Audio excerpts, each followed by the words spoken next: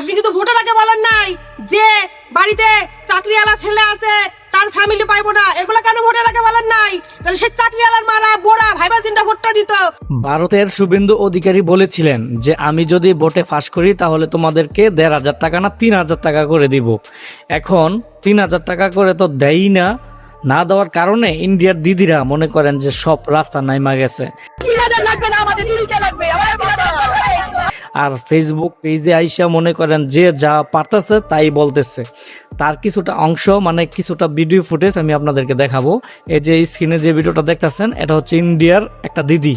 তো উনি শুভেন্দু অধিকারীকে নিয়ে কি বললেন ওনার প্রত্যেকটা কথা শুনে যাবেন এবং আপনার মূল্যবান মতামত এই ভিডিওর কমেন্ট বক্সে জানিয়ে যাবেন। ঠিক আছে, তো ধৈর্য সহকারে ওনার কথাগুলো শোনেন। শুভেন্দু অধিকারীকে নিয়ে উনি কি বলেছেন অবশ্যই আগে শোনেন, তারপরে আমি আরো কিছু কথা বলতেছি। আগে কথাগুলো শোনেন। আপনি কিন্তু ভোটার আগে বলেন নাই যে বাড়িতে চাকরিওয়ালা ছেলে আছে তার ফ্যামিলি পাইবো না, এগুলো কেন ভোটার আগে বলেন নাই? তাহলে সে চাকরিওয়ালার মারা বোরা ভাইবা চিন্তা ভোটটা দিত। তারা ভোটটা দিয়েছিল দেখে আপনার আজকে মানে মুখ্য প্রধানমন্ত্রী এই বাংলায় আসতে পারছে বিজেপি সরকার। তাহলে এখন তারা কেন টাকা পাইবো না? হ্যাঁ, আর প্রত্যেকটা মা বাবাকে কোনো ছেলে ভাত দেয় না, ৯০টার মধ্যে একটা ভাত দেয়, তাও দেয় নাকি সেই বাড়ি থেকে খোঁজটা নিয়ে দেখেন সঠিকভাবে দেয় নাকি, সঠিক কথাও দেয় না। একবার দেয় তো আর একবেলা মনে হয় মুড়ি খাওয়া শোয়ার আগে রাত্রে। তাই বলছি অন্নপূর্ণা ভান্ডারের টাকা, বয়স্ক ভাতাদের টাকা আপনি দিয়েন, ৩,০০০ দিতে হবে না, আপনি ১,৫০০ করে দেন, তবু টাকাটা সবাইকে দেন, সবারই দরকার এই টাকাটা থেকে কাউকে বঞ্চিত করেন না আপনি। আর এই মহিলাটাকে দেখছেন ২ মাস ৩ মাস ধরে বয়স্ক ভাতা পায় না, তাহলে মহিলাটার নাম কাটা গেছে, এর কি দোষ, কি অন্যায় করছে? ভোটের নাম কাটা, সবকিছুতে নাম কাটা, রেশন কার্ডের নাম কাটা, তো গরিব মানুষ, এর পেটে এইভাবে লাগতে মারবেন না শুভেন্দু স্যার।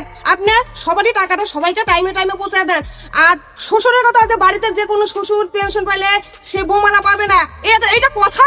হ্যাঁ, কোন শ্বশুর কোন বৌমাকে কি টাকা দেবে, হাত খরচা দেয়? হ্যাঁ, আপনারা দিদি এত কিপটামো করতেছেন, তাহলে কোন শ্বশুর কোন ছেলে দেয় মা বাবাকে ১০টা টাকা দেয় যে মা বাবা ১০টা টাকা ধরো তুমি তীর্থ করে আসো, কি দুটা লজেন খাও? কোন ছেলে দেয় মা বাবাকে? আর কোন শ্বশুর বৌমাকে দেবে টাকা যে বৌমা ১০০০ টাকা ধরো তুমি একটা ভালো শাড়ি নিও?